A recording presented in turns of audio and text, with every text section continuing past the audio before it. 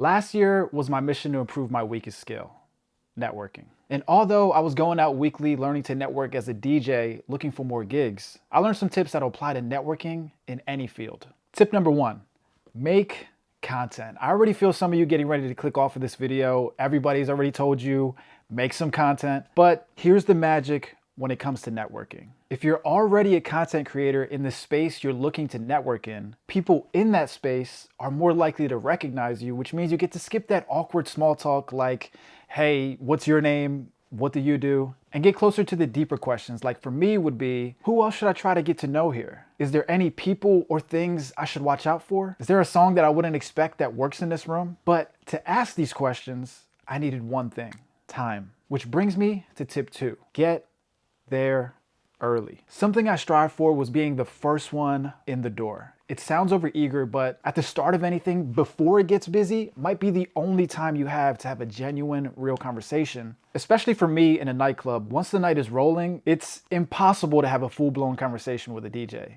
And good luck trying to ask the bartender for anything other than a drink while it's busy. Let's use another example. Let's say you're fresh out of college and attending a career event that's focused on new market trends, but your real goal is to connect with people who can help you land your first job. Getting there early gives you a chance to introduce yourself to people in your industry before the room gets filled, which is important because even after it does, you're gonna stand out because you showed initiative, which leads to a positive first impression, which is honestly the most important thing you need to worry about as you start networking. Because what's the point of creating a network if everybody in that network has a bad experience with you? So create an advantage, get there early, walk in like you're meant to be there, and go talk to somebody, which might lead you to wonder, what do I say? Tip three, don't talk about yourself at all until you're asked.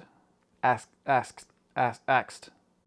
When you're networking, there's zero value in talking about the things you know. You're not there to pitch yourself. You're there to connect with new people. And to do that, you need to open people up. My favorite question to start with is, how's your week going? Not how's your day going, because that'll give you a quick throwaway answer like, can't complain. Because people don't usually vent to strangers. However, when you ask how's your week going, it forces them to pause, think about their week as a whole, and suddenly they're no longer on autopilot. And this is where you start guiding the conversation with two techniques, mirroring and labeling. Mirroring is when you repeat a word or phrase that the other person just said back to them as a question or a statement to show that you're listening.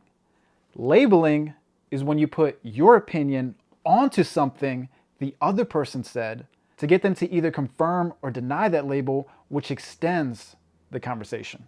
Let me give you a personal example to show you how it works. I walk into a bar, it's not dead, it's not packed. The DJ is still setting up, so I'm not gonna bother him yet. But I do notice that the bartender is off to the right of the bar, staying busy, so I find a seat near there. And as they walk up to me, I'll say something like, hey, what's up? How's your week going? Now, I'm mostly networking in the Jersey, Philly area where people just get straight to the point. So this is out of the norm. So they pause, think, and they still respond with, can't complain. Ready for the weekend though, what can I get you? Can't complain? Sounds like you had a bad week. Let me get a Tito's and Club. My response does two things. I mirror their can't complain and I label their week as bad to see how they react. I get a small smile from my weak joke, and as they make my drink, they say, it wasn't the worst week, but it can always get better. Now, at this point, I know I only got a small window left because they either gotta go back to prep work or they're gonna serve somebody else, so I need to quickly steer the conversation. So I respond and say, you're right, it can always get better. How's it here at night though? Does it get a little busier when the DJ starts? Once again, I'm mirroring there, it can always get better. But then I steer the conversation to something I'm curious about, and no matter what their answer is, I get a real perspective on how the room feels when the DJ starts from somebody working in it. Extremely valuable information. I listen intently, and as they place my drink down, I respond with something simple like, interesting, as I hand over my card to pay. Notice I didn't mirror or label, and that's because I understand they have other stuff to do. They can't just talk to me the whole night, so I'm not trying to extend the conversation further. They'll respond by saying something like, you wanna start a tab? And I'll say no, because I wanna cap this first impression, this conversation, with the number one thing you can do when talking to a service worker. I tip on the card to show appreciation for their time. Now here's the magic. Since I got there early and got a good spot, showed I can actually listen and have a real conversation, and I tipped, there's a high chance that another conversation is gonna start. And I promise you, if you continue to mirror, label, and most importantly, listen, two things are gonna happen. That person is either gonna continue to open up and give me more insight, or they're gonna realize that we've only talked about them and flip the convo to you. It's honestly a win-win. You either learn more about the people and place that you wanna network in, or they ask you a question like, so what do you do? And I would respond with something like, I'm just a DJ going around networking, trying to find places to play. And because I didn't open the conversation talking about myself or what I'm looking for, and instead I focused on building a connection until they got curious, now they're more interested. They might even start connecting dots for me and introduce me to the DJ, or better yet, the manager or the booker. And I know this example is very DJ specific, but these techniques work anywhere, and I highly suggest learning more about mirroring and labeling. There's tons of videos out there. Anything by Chris Voss is magic. But what if you aren't willing to network without a target and you want to connect with somebody specific? Tip 4, shoot your shot or provide value. If you know exactly who you want to network with, send them a message. Be prepared to pay, but ask if they'd want to go out and grab a coffee, a drink, or better yet, dinner, and get their full undivided attention. And I'm sorry to repeat myself, but this is another situation where making content will make it a little bit easier. Because if that other person has no idea who you are, they might not say yes. You've got to understand that most people aren't giving time to people outside of their circle or below their circle. Yes, it sounds harsh, but here's the reality. They most likely already have friends and can guess that you're looking for an opportunity, which means the only person to gain from this interaction is you, which might be a waste of time for them. But there's one way you can kind of work around that. Lead with value. Provide something first without expecting anything back. If you're a DJ wanting to connect with another DJ, offer to go to their gig and shoot content for them. If you're a videographer and you want to start making music videos, find some local artists that you actually like and shoot them for free.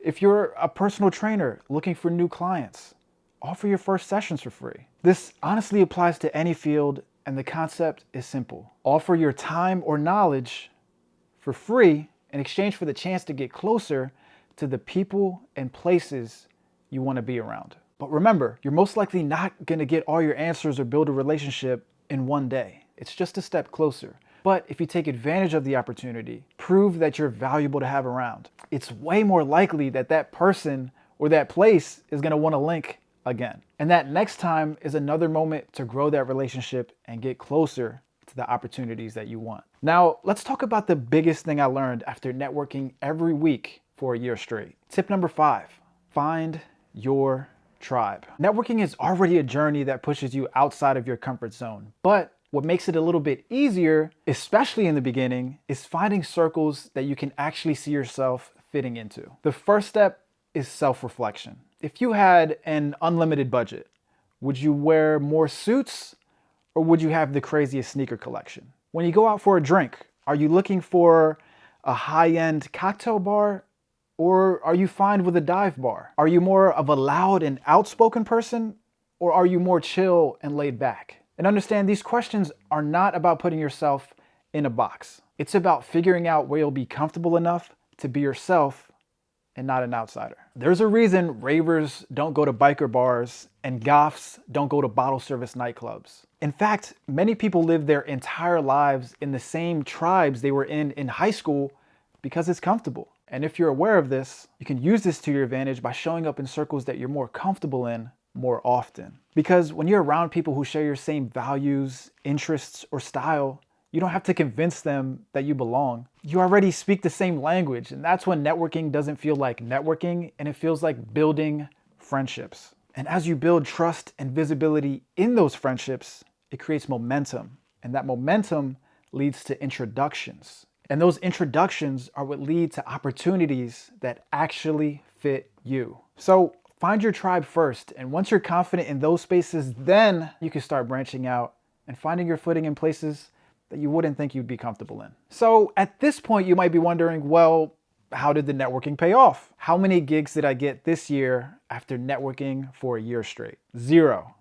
But here's the thing, I still succeeded. I put myself out there and I created a network. I made friends, I made a few enemies, but most importantly, I became known in my area. And now all I can do is continue to show up, keep building, keep connecting until one day I get chosen. Because honestly, here's the truth. Opportunities are not earned. you're chosen for them. All the work you put in, the practice, the networking, the content, the uncomfortable conversations, don't guarantee anything, but it does determine how you will perform when an opportunity comes. And if you crush that opportunity, you just might get chosen again.